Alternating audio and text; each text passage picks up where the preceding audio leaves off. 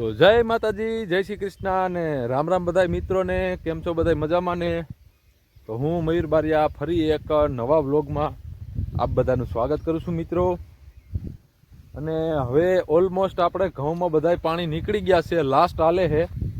અને આ ઘઉં આખા તમે જુઓ પીરા પડી ગયા છે, 12 ક્યારા પાવાના છે. પછી એક પાણી આપણા ઉપરના ઘઉં પી છે, પછી હું છૂટો અહીંથી. બરોબર, એનું કારણ છે કે મારે જો ભાગ્યું નહોતું, ઘઉંનું પાણી હતું, એટલે હું તો પાણી પાઈને છૂટો થઈ જાઉં. પછી તો એની પાક પ્રમાણે એનું કામ ઘઉં છે એનું કામ કરી રાખશે, તડકો પડે રાખશે ને પાકે રાખશે, ને આપણે અહીંથી બારોટ ભાગી જવાનું થાય.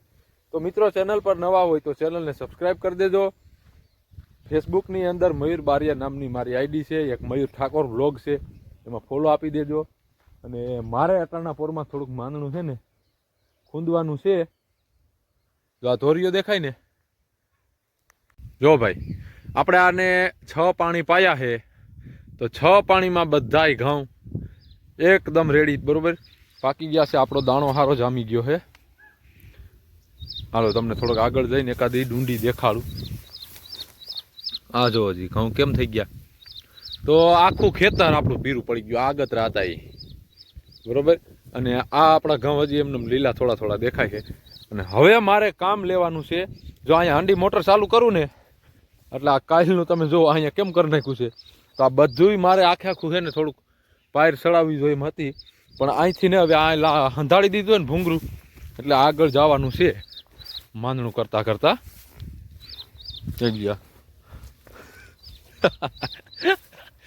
એટલે ટાઢું તો જો અટરાણાપુરમાં આગળમાં જવાનું છે.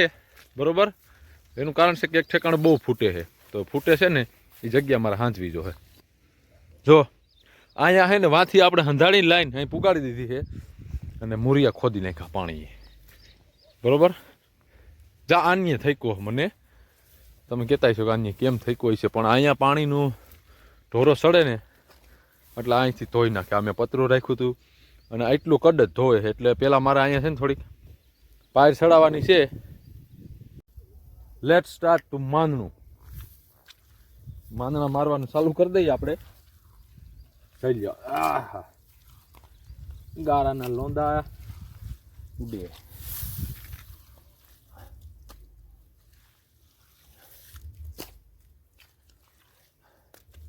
કેમ બાકી મજા છે કે નહીં? મને એમ થયું કે મોટર ચાલુ કર્યા પહેલા છે ને આ ગારો અટાણમાં જરાક કડક છે ને, તો આ હરખો કરી નાખું ને તો ફૂટે નહીં, તો મારે કાંઈ ઉપાધિ નહીં. નકર છેલ્લા પાણીમાં હું થાક્યો હો ભાઈ.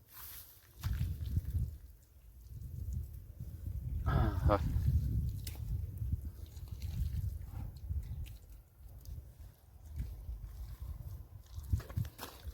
કેમ હાલત થઈ જાય આમાં જો હજી.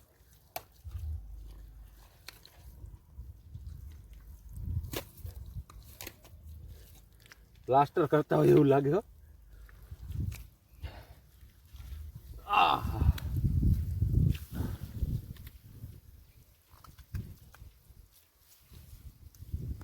હાલો, રેડી થઈ ગયું છે આપણું માંદણું રેડી. હાલત સોલિડ થઈ ગઈ છે. હવે હું ફોન કરું ને કે વાળીએ તો મોટર ચાલુ કરી દઈએ. બરોબર છે, તો ભાઈ આજ આ 12 ક્યારા પાઈ દઈ અને પછી કંઈક આગળનું પાણી બાણી ચડાવી દઈએ. એક તો આજ નદીવાળી મોટર નથી, એટલે ઉલારાઈ થઈ રહે અને બધું ઘેરું છે. અને એક વાતાવરણ ડમ થઈ ગયું હો. તમને સીન લાગતા છે કે આહા અગરનું કલર ગ્રેડિંગ સારું થાય. વરસાદી વાતાવરણ હોય ને એવું વાતાવરણ થઈ ગયું છે. એટલે હવે આ પાણી પૂરા થાય ને પછી તમને નવા વ્લોગ જોવા મળશે પ્લાસ્ટરના. કારણ કે હવે અહીંથી બારિયા ભાઈ પ્લાસ્ટર કરવા ભાગી જાય. ઘઉં મૂકી અને પ્લાસ્ટરમાં વહી જવાનો સૌ. તો હવે આપણો પાવડોની આમ પડ્યું છે, પેલા એ બાજુ હાઈલા જાય જરાક. તો અટાણે જો 525 સબસ્ક્રાઈબર થઈ ગયા છે. તમારા લોકોનો ખૂબ સારો સપોર્ટ છે. તો મિત્રો, સબસ્ક્રાઈબ કરતા રહેજો. વિડીયો નવા જોતા હોય, સબસ્ક્રાઈબ કરવામાં કાંઈ પૈસા જતા નથી. અમારા જેવા ગામડાના માણસ હોય એને કાંઈક ઇન્સ્પિરેશન મળે આગળ વધવાની. તો તમે કાંઈક સપોર્ટ કરજો, આરાહ ન કરતા હો. અટાણે શું છે યાર, માણસને એક ક્લિક કરવામાં આરાહ થઈ જાય છે. તો કંઈક સબસ્ક્રાઈબ કરો. સારું, હાલો જો હું પૂગી ગયો હવે અહીંયા. હવે અહીંથી નાકું વારવાનું છે. છેલ્લું જો આ પાયું તો આપણે આ નાકું અહીંથી એટલો ખૂણો પી ગયો છે અને હું હાંધતો તો ને ત્યાંથી એટલું આપણે પાવાનું છે. તો પહેલાં હું નાકું વારી લો, બરોબર. પાછો વાળીએ ધક્કો થયો, વાળીએ ફોન કર્યો પ્રતીક્ષાને, પણ એમાં એવું હતું કે હાંજે ડબલમાં શેડા કરેલા હતા ને તો ફ્યુઝ કાઢેલું છે. તો બાઈ માણાને ખબર ના પડે ભાઈ કે હવે આમાં ફ્યુઝ કેમ નાખવાનું, ખોટા શોટના ભડાકા થાય તો એક કરતાં બે થઈ જાય. તો પહેલાં ફ્યુઝ નાખી દો વાળીએ. જો આપણે ઉગી ગયા છીએ વાળીએ તો ફ્યુઝ નાખી દઈ અને હાંડીને કરીએ સ્ટાર્ટ. આગળ 2 કલાકમાં ઉલારો ખાલી, પછી પાછી ભરાવા દેવી જો. એટલે આમાં કંઈક હવે ભોરીએ થવાની છે. છેલ્લા પાણીમાં તો નથી કહેતા છેલ્લા વારામાં બધું બગડે એની જેમ છેલ્લા પાણીમાં જ મારે માથાકૂટ થાય રહી. જો કામ ખાલી એટલું હતું. આને છે ને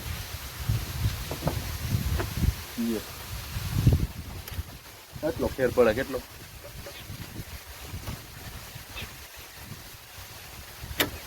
મોટર ચાલુ.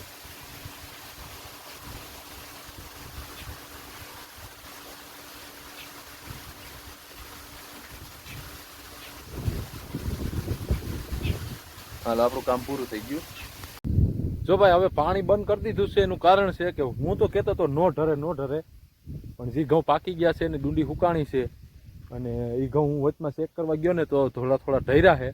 તો ત્યાં પાણી આપણે બંધ કરી દીધું છે, પાવડો લઈ લીધો છે અને હવે આપણે ટ્રાય કરીએ ઉપરના ઘઉંમાં ચડાવીએ. તો લીલા છે તો 2-3 ક્યારા પાઈ અને ત્યાંથી દારવાળી મોટર ફેરવવી જો છે. ઓલા પાછળ ભૂંગરા દેખાય એ બધું ફેરવવું જો છે. હવે ચેક કરીએ આ ઢરે છે કે નથી ઢરતા. તો અમુક ટાઈમે ઘઉં ઢરે એ તો ફાઇનલ છે જ, પણ ખાઈ લઈ પેલા. અને ખુશી જોવા ઉમરા મૂપી છે. એ શું કરશો હે? હું